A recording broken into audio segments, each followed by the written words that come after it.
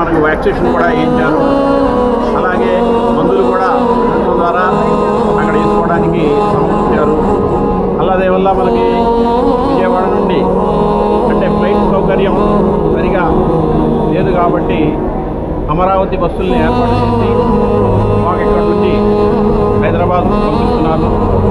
ఉచితంగా ఈ యొక్క బస్సు ప్రయాణం మాకు సౌకర్యాన్ని కల్పించారు.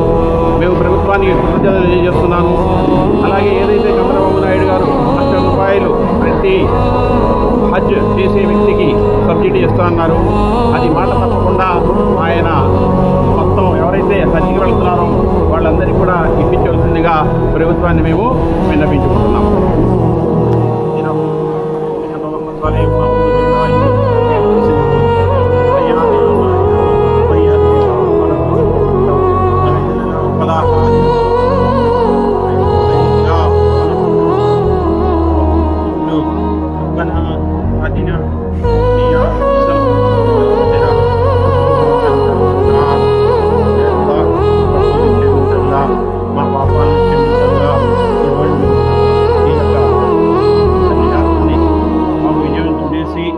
మళ్ళీ ఆరోగ్యంగా మమ్మల్ని తిరిగి పంపించాలా.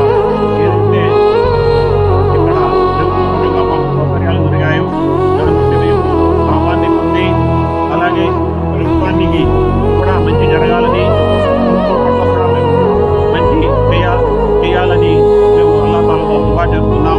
అలాగే ఏదైతే ప్రభుత్వం పట్ల మంచిగా చూపించి మందులు కానుంచి అలాగే మంచి సౌకర్యాలు కానుంచి ప్రతి కూడా మాకు పూర్తి చేసిన ఆ చంద్రబాబు నాయుడు